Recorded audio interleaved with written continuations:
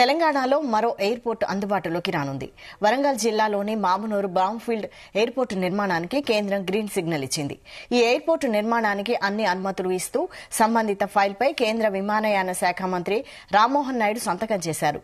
మామునూరులో airport నిర్మాణానికి మొత్తం 949.14 ఎకరాల భూమి అవసరం కాగా ఇప్పటికే 696.14 ఎకరాల భూమి సేకరించారు. మరో 253 ఎకరాలు కావాలని ఏఏఐ రాష్ట్ర ప్రభుత్వాన్ని కోరింది. ఈ ఏడాది డిసెంబర్ నాటికి తొలి దశ పనులు పూర్తి చేసి రాజధాని హైదరాబాద్ నగరంతో పాటు దక్షిణాదిలోని ప్రముఖ ప్రాంతాలకు విమానాలు నడిపించాలని టార్గెట్ పెట్టుకున్నారు.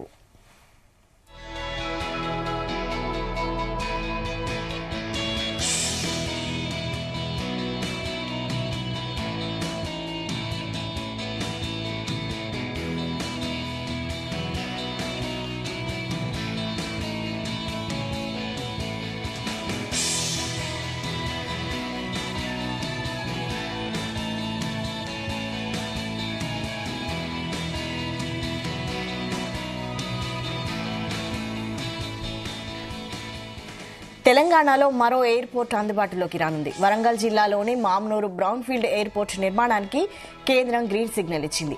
ఈ ఎయిర్పోర్టు నిర్మాణానికి అనుమతులు ఇస్తూ సంబంధిత ఫైల్పై కేంద్ర విమానయాన శాఖ మంత్రి రామ్మోహన్ నాయుడు సంతకం చేశారు. ఇదే అంశానికి సంబంధించి మరిన్ని డీటెయిల్స్ మా ప్రతినిధి శ్రీకాంత్ అందిస్తారు. శ్రీకాంత్,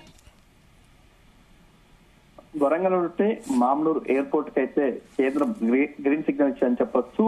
ఇక్కడ మామూలు సంబంధించి బ్రౌన్ ఫీల్డ్ ఎయిర్పోర్ట్ నిర్మాణానికి అయితే కేంద్రం గ్రీన్ సిగ్నేచర్ చెప్పొచ్చు.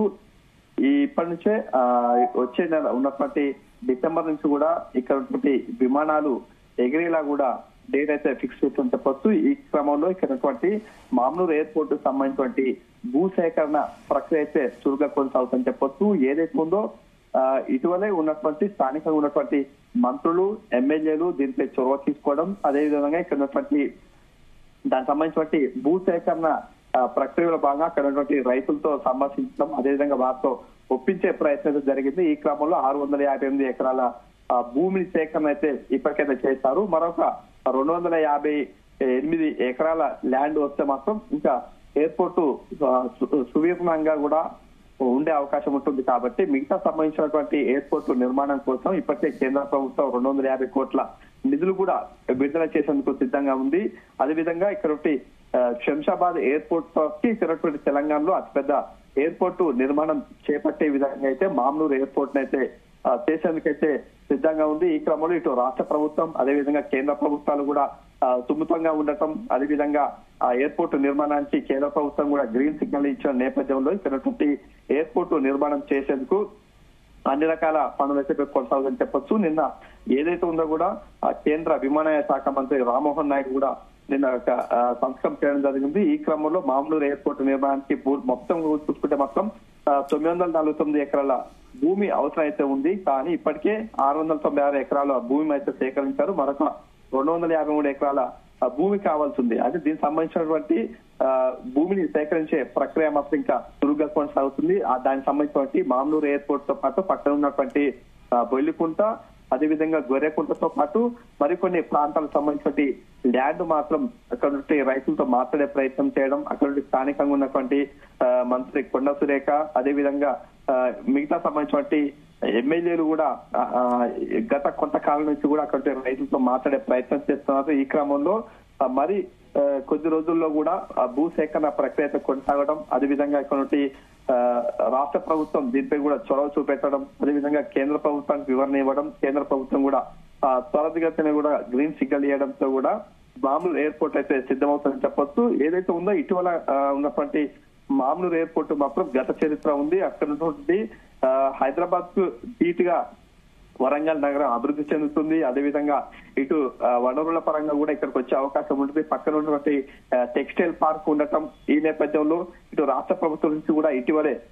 థాయిలాండ్, అదేవిధంగా ఇతర సంబంధించినటువంటి దేశాల్లో రాష్ట్ర మంత్రి రేవంత్ రెడ్డి కూడా ముఖ్యమంత్రి కూడా పర్యటన జరగడం, అక్కడి నుంచి కూడా వివిధ కంపెనీలకు సంబంధించినటువంటి పెట్టుబడులు పెట్టేందుకు సిద్ధంగా ఉండటం నేపథ్యంలో కూడా ఇటు వరంగల్ నగరంలో కూడా వివిధ సంబంధించిన కంపెనీలు కూడా ఈ టెక్స్టైల్ పార్క్, అదేవిధంగా ఇక్కడ కొన్ని ప్రాంతాల్లో వాళ్ళు వచ్చేందుకైతే సిద్ధంగా ఉన్నారు. కానీ కాస్త రవాణా వ్యవస్థ ఇబ్బందిగా ఉండటంతో కూడా కొన్ని కంపెనీలు కూడా వెనక్కి వెళ్ళడం, అదేవిధంగా ఐటీ రంగం పరంగా చూసుకుంటే మాత్రం ఇక్కడ ఇప్పటికీ 6 కంపెనీలు ఉండటం, మహీంద్రా టెక్, అదేవిధంగా మిగతా సంబంధించినటువంటి జెంపాక్ట్ ఈ సంబంధించిన 6 కంపెనీలు ఇక్కడ ఐటీకి సంబంధించినవి ఉన్నాయి. కానీ అక్కడ రవాణా వ్యవస్థ లేకపోవడంతో కూడా అవి కూడా కాస్త వెనక్కి వెళ్ళినటువంటి పరిస్థితి కనిపిస్తుంది. కాబట్టి ఇక్కడ వరంగల్ నగరంలో ఎయిర్పోర్టు నిర్మాణం చేపట్టాలి, నిర్మించాలని నేపథ్యంలో రాష్ట్ర ప్రభుత్వం కంకణం కట్టుకోవడం, వెంటనే కేంద్ర ప్రభుత్వానికి వివరణ ఇవ్వడం, ఇవన్నీ కూడా దృష్టిలో పెట్టుకుంటే కేంద్ర ప్రభుత్వం కూడా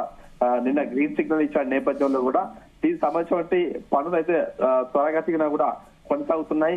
ఈ క్రమంలో మరి కొద్ది రోజుల్లో మాత్రం ఎయిర్పోర్టు నిర్మాణానికి అయితే రంగం సిద్ధమవుతున్న పరిస్థితి కనిపిస్తుందని చెప్పవచ్చు. Right, thank you Srikanth.